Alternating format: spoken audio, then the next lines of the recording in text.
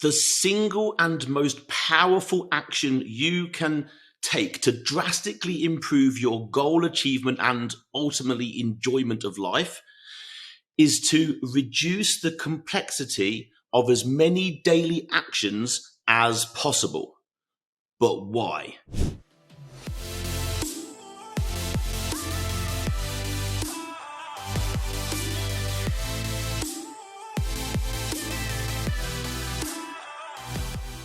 So, Alphas, again, welcome back to the show. Andy Naylor here, as always, founder and CEO of Naylor Body Design and your host of the Optimal Alpha podcast. And really just another quick episode today about perspective into something which can drastically have a massively positive effect on all of our lives. Here's the question to start this. If you only had 6 more months to live, what would you spend your time doing? Simple question. Really powerful though. If you only had 6 more months to live, what would you spend your time doing? What would be the daily activities you would engage in? And which ones would you drop because of their non-importance? Okay. This question or these questions should really help you identify what's truly important to you, because they're your priorities and no one else can tell you what your priorities are. Only you can work that out, and you should know. If you don't, go through that process.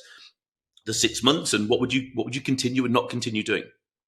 Basically, what gives you the greatest results for effort put in and ultimately the greatest pleasure and reward away from your work? Okay. The highest paid activity in the US and in your life is what? What do you think is technically the highest paid activity that you can undertake? It's thinking. It's thinking. Why? Because thoughts become things. Everything in our world, everything around us was once just a thought from someone's thinking, and then it's become a reality. Maybe that's a good reality or a bad reality. That's a topic for another day. The highest paid activity you can undertake is thinking. So take time out to think, and think about who you are. Think about, what do you want out of your life? Your one go on this merry-go-round. Get that really clear in your mind. This ain't no dress rehearsal. This is your one shot. One shot. Okay? So what do you want out of it? What do you want out of this life? And how are you going to get it? That process will give you a bigger return on any other activity that you can undertake. But the issue is, most people, we're going through our day not really thinking. Yeah, not really thinking. We're on autopilot. We're on autopilot. Some things on autopilot is great, but not thinking, I would suggest, probably not great. We're acting very habitually. Again, can be useful, but in terms of thinking, probably not. Quite often, we've essentially got our eyes closed, blinkers on. We're quite impulsive, reactive. Our lives are extremely unfocused at times. And there's also now a million things vying for our attention. The greatest commodity on this planet right now is attention. It is the biggest commodity that we have. Everything wants your attention. So we become quite impulsive.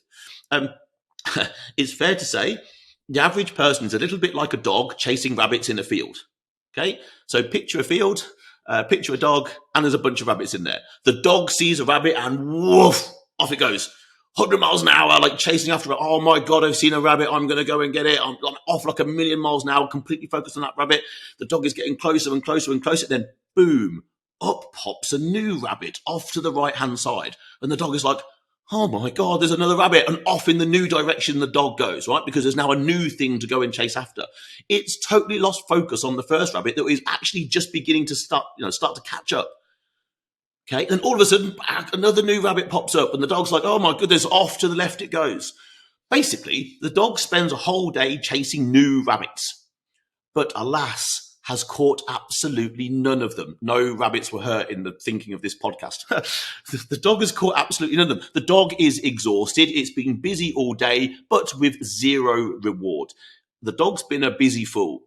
Nothing really accomplished for all of the exerted effort. And we as humans, I think, are very much like this way too much of the time. So what's the solution? To reduce the complexity and focus until it's down to one action at a time until it's 100% complete. How many things do you do right now where you start something? We all do this. I do this. I'm aware of when I do it. We start something draws our attention off, and we don't finish the task. Certainly sitting in front of a computer screen with emails going off and things like that, it's a real issue. So we start a task, we see a rabbit, and off we go. Okay, and then another rabbit, appears, and off we go again. So we need to see a rabbit, catch it, and repeat. See one rabbit, catch it, and repeat. Okay, we shouldn't be seeing a rabbit, then another rabbit, then another. Like that's we're just going round in circles. This also really applies to health and fitness goals. Okay, let's move it into that realm for a second. Here's a reasonably good example. I want to lose fat and gain muscle. Okay, that's 2 rabbits. It's 2 rabbits. And it's divided attention. The end goal, understandably here, will be to have more muscle and less fat. Like that would be the end goal. But when someone says, I want to drop fat and gain muscle at the same time, that is like trying to chase 2 rabbits at the same time. Right? It's 2 rabbits. It's completely divided attention. Is this technically possible? Yes, in a few circumstances. I have seen a few people technically appear to build muscle and drop fat. But honestly, after 20 years of coaching people, I can safely say that trying to do both is a fool's errand for the absolute vast majority of people. These 2 goals, these 2 rabbits, they technically require 2 opposing strategies for complete success. Dropping body fat requires you to be in a caloric deficit. Adding muscle requires you to be in a caloric surplus. So good luck achieving both of those at once. Okay? Yes, technically it could be possible, but you're then chasing after 2 rabbits when you could have gone after one and achieved it quicker. You could have gone after 1 rabbit and achieved it quicker. So the answer is to focus on this scenario after 1 rabbit, the most important goal out of dropping fat and building muscle. Focus on 1. Give it all your attention. And for 95% of people, the rabbit that you would need to go after is fat loss first, without a shadow of a doubt. Okay? After 20 years of coaching people, I can say that without a shadow of a doubt. Okay? So there's an idea of trying to chase 2 rabbits at the same time. It's a fool's errand. And the amount of people that are trying to do that is insane. Alphas, I interrupt this show with a simple message. This show is here to benefit you and your progression to the best version of yourself. But not only just you, it's also here to benefit the people around you, your loved ones, your friends, other alphas in your vicinity. So why not do a really cool thing today? Something that I would thank you for, and maybe someone else would. Share this podcast with at least 1 other alpha out there who you know would benefit from it. Why not share the information, share the ability for someone else to grow? I'm sure they would thank you. I 100% would absolutely thank you. This podcast only grows by our listeners, our followers doing amazing things like giving us 5-star reviews, downloading podcasts, subscribing, and then of course sharing it with other people. I thank you from the bottom of my heart. Share it with 1 person, and of course drop us a 5-star review, download the podcast, and of course subscribe. And now back to the show. Here's another example. Let's talk about chasing rabbits in terms of picking a diet strategy, or just picking a diet. Okay, so up pops a rabbit. It's called keto. My goodness, keto is the way to drop body fat. Everyone that's on keto is dropping body fat, which is absolute utter bullshit, by the way. I'm going to chase after keto because that's the thing that I need to do. And up pops another rabbit. And quite frankly, I now can't stick to keto anymore because I quite like carbs. And up pops another rabbit, and it's called paleo. My goodness, that's the thing to do because, Kevin down the road's been doing paleo, and he looks like, I'm going after that rabbit now. Off we go, 100 miles an hour after that. And all of a sudden up pops a new rabbit, and it's called carnivore. Oh my goodness, this is the thing that I need to be doing. Get the picture? Right? Just chasing after rabbits. Fuck me. All of these things would work to one degree or another if they were just bloody well stuck to. Okay? But no. Up pops another rabbit. It's called smoothies, and off someone goes again in a different direction. Nothing seen through to completion. Just chasing after rabbits. Another example. Training. So Okay, up pops a rabbit and it's called cardio. I need to do cardio because that's the thing that burns fat, and I'm going to go and do all the cardio in the world.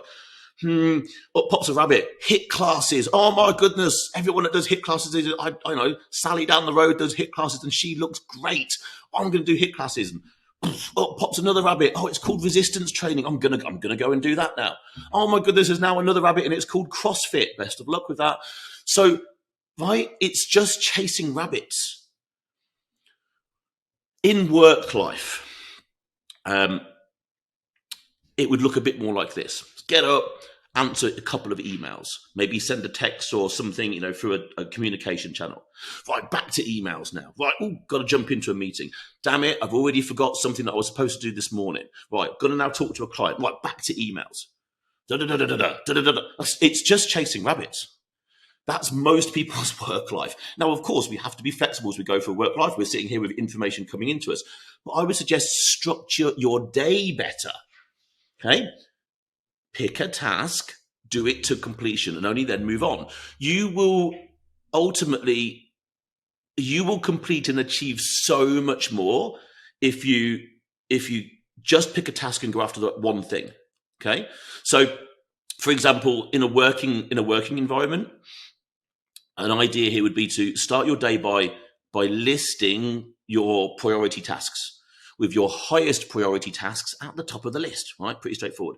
With your most important task as number one, then number two, then number three. Okay? Sounds really simple, doesn't it? Good. Simplicity is a skill. Reduce complexity of your life. Okay? Simplicity is a skill. So you work on the top one until the damn thing is fully complete. If it is a task that can be completed, obviously some tasks may be a week-long tasks or something, but if it is a task that can be completed in that day, then you just work on it until the damn thing's done. Don't move your attention elsewhere until it's fully completed. You will get far more done. You'll be far more productive. The amount of people I've seen when I've been working in offices with people that are basically just moving paper across a desk. They've got a load of paper, i.e. tasks to do on one side of the desk, and all they do is you just seem to flutter them over to the other side and get absolutely sod all done. Like, we should just take one task off the top, put it in front of us, and focus on that until completion. Our attention span is not good. It has been eroded over time. It is not good. It is your responsibility to work out how to improve your focus. Or simply focus on one damn thing at a time and be conscious of focusing on one thing at a time. Okay, you'll achieve far more things, certainly in your working life, but then also when we bring health and fitness in. Like, I'm going to focus on fat loss. I need to lose whatever you need to lose, and that is my goal. And I will focus on that until I've taken myself to a point where I really do feel that that's a good place, and then move forward into another goal. Lack of focus and lost attention. It's such an issue for us humans. Simplify as many things as you possibly can. So when it comes to say, picking the right training or picking the right goal to go in terms of your health, fitness, or the right food, make better choices. Ask better questions. Okay?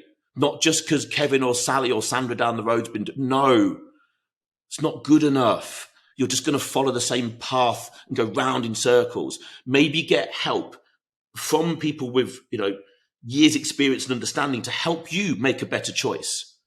Like, if I went into a world that I didn't know anything about and I needed to make a choice in that world, well, would it not make sense that I would go and find someone who knows more about that world than me and say, hey, look, here's my circumstances and scenario. Out of these choices, or maybe even choices that I'm not aware of, what would you suggest is best for me? Now, someone with X number of years experience in a particular field is going to cut you through so many poor decisions and ultimately save you so much time.